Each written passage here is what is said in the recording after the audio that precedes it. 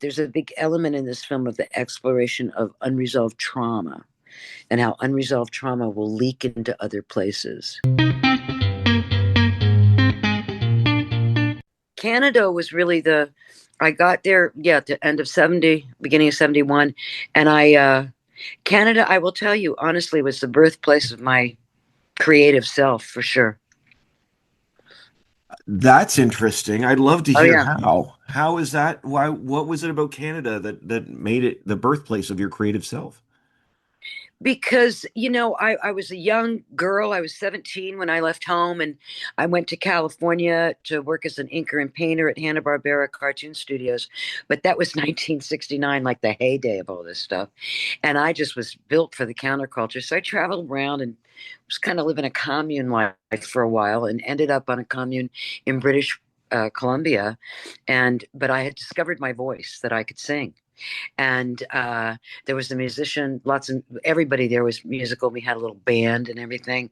And a musician friend said that he had a demo deal in Toronto, and if I could get there, I could do all the backup vocals because I was good at harmonizing. I said, yeah. So I took a train, and it just kind of things exploded. And Paul Hoffert, who had a studio called Thunder Sound, helped me get my immigrant status. I also have relatives in Hamilton, and so I immigrated as a studio vocalist and did a couple of radio musicals for CBC, and kind of sang anywhere I could sing. And that ultimately led to singing with Ronnie Hawkins. And right when he was like hitting a big renaissance after the Hawks had left him and become the band and become famous and all that kind of stuff. And so Ronnie was a real original. Ronnie kind of brought rock and roll to Canada, really, original rockabilly. And Yeah. everybody who would come through would pay their obeisances to him. So it was a very exciting time. But I ended up joining a repertory company, the Charlottetown Festival Repertory Company, toured in a musical called Kronberg 1582. We were summering in Prince Edward Island, and that musical was taken to Broadway and rejigged completely, recast except for me and another Canadian, Rory Dodd, and opened on Broadway and closed pretty soon after. But the people that came after me were the casting directors for films. So I kind of sang my way into a film career. But I started that engine strongly in Toronto. So that's what I Wow. mean. That's a Wow. long way of answering the birth of my creative self. That's really cool. That's really exciting. Honestly, I loved living in Toronto, and I loved living in Canada. And I will tell you, there have been a few times that I've thought about. As I said, I have family there too, but there have been more than a few times when I've revisited getting my immigrant status back. But what happened was I was a landed immigrant until 81, and I couldn't fulfill the residency requirement. And now, of course, it's closed. You know what I mean? mm, You can't just go, hey, what about me? But I loved living in that country. I love the culture. I love the people. And to me, it's palpable. I did a film in Winnipeg called Violent Night a couple of years ago. yes, yeah. And just being in Winnipeg, just being in Canada, even going through the airport, I swear to God, it's relaxing. I felt safer. I felt more able to speak to people. I shot a film, a small part on a film that was shot in Hamilton last at the end of August, last August, called Grace Period. And even just that, you hang around in between scenes and people talk. And there were some American actors and there were Canadian actors too. And just being able to talk about politics in a way that wasn't divisive Mm, was was really wonderful. There's a lot of oppression going on in the United States that's really filtered down to people, you know, being afraid to just comment, and I didn't feel that in Canada. Like I could say, hey, what do you think? And it wasn't like, well, if you don't do this, it's better. We need that in the States. yeah, it's a different type of dialogue up here. I admit Yeah. it. Yeah, there's more critical thinking, better education system. Mm. But anyway, I don't want to As get a- into politics. I want to talk about Sleepwalker. Me too, Yeah. because it is so much fun, honestly, Yeah. Beverly. What excited you to bring Gloria to life? What do you love about her? Well, I'll tell you something. Strictly speaking about Gloria, what I love is that it's a woman who starts out, you know, from the position that her daughter's just going through some stuff and bringing this on herself to thinking, well, maybe there's some new agey stuff that we can address, that we can solve this problem with, to like saying he's going to haunt you no matter what, even after he's dead. So I like that she makes that arc, but profoundly, I have a connection with Hayden.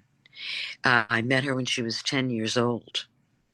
And so from the minute that we connected again in 2025, we had this chemistry. And most of all, we had a real desire to bring something to these roles. And we worked like so hard. We'd shoot and talk about it and rehearse on our own and figure out what we were doing. And even for scenes that I wasn't in, we were going through the script and looking for cohesiveness and to make arcs, because it's a challenging script. There's what's real, what's not real. And we were very devoted to that, very devoted to using our history of skill sets, with this script. And also, first time director, you want to bring what to make sure it gets that what he's looking for gets delivered. And so we were very devoted to that. So it's very meaningful to me. And I got to say, I am just knocked out by Hayden's performance. And one of the reasons I'm motivated to do press is on her behalf, Mm. because I really, well, first of all, I want to thank you for doing this interview and for helping us bring some attention. But her devotion to this character and her emotional commitment is palpable. And she's just so full of life within this role, and you can just tell that she's not messing around. She's really delivering, and it's I just think it's fantastic what she does in this movie. Yeah, and the chemistry between you both is wonderful. I'm It glad that really you mentioned is. that. Yeah, you can Yes, I sense think the it real really is. trust and relationship there. Yeah, I think it's a real relationship. It's good. I mean, we really, were able to, both being mothers, we really were able to explore that in a way that, like, if we hadn't been so close to each other, maybe it would have been awkward. But we knew that, there are lots of ups and downs in a mother-daughter relationship, and we didn't need to, dress it all up and make it look like everything's great or somebody's dumb and somebody's not. I mean, it was really nice. It was really nice. I know we're starting to run out of time, I know I Beverly. got to go to the premiere. Oh, and I don't want to hold you up from that. Well, I'm Um, I'm talking your head off because I'm just so grateful that you're doing this. Because I want to thank you for bringing attention to this film. Honestly, it's such a fun film. It deserves the attention. Just before you go, there's a line that interests me in this film. It says that ghosts come out of the mind, but that doesn't make them any less real.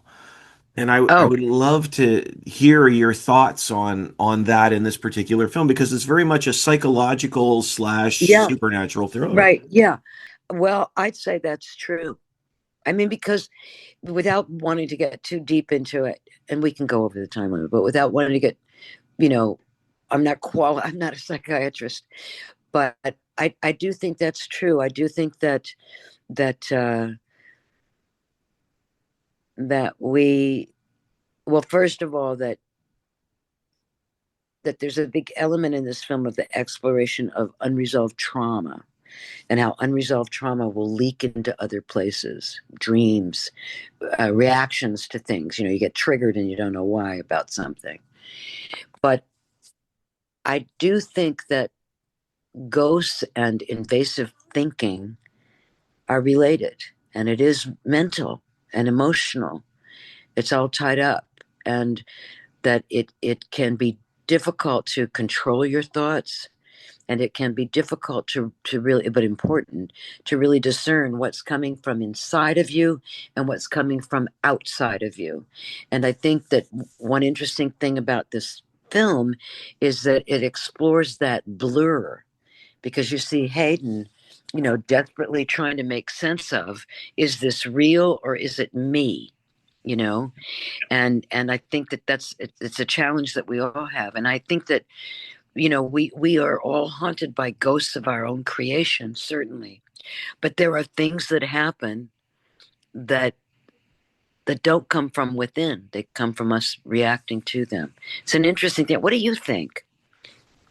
I'm gonna But well, it is an interesting tension here because it does ask that question of what's real and what isn't. Yeah, And certainly I don't want to give anything away about the film, yeah, but I do love the fact that there's this tension between her trying to deal with her actions and the reality of gaslighting yeah, yeah. and all of these things I, woven in. It's yeah. a beautiful tension. Yeah, to understand, like, this man that she sees in her dreams, her husband who's in a coma, is he driving that train, or is she? It's really interesting. I think her performance is so stunning. I just couldn't take my eyes off of it, and I only saw it on my computer. Oh I wow. can't Yeah, and one of the reasons that we have to go is because I am going to the premiere, and I'm thrilled that I'm going to see it on a big screen. That's going to be great to see it on a big screen. And I want to repeat it, I'm just so grateful for your help in getting the word out. Honestly, Beverly, it is an honor to speak with you. Obviously, I love your Oh, work, and I thank really you. appreciate the chance to chat with you. Thank you so much for your time. Thank you, Steve. Thank you, honey. Thank you. Have Thank a you. great day. Thank You you. too.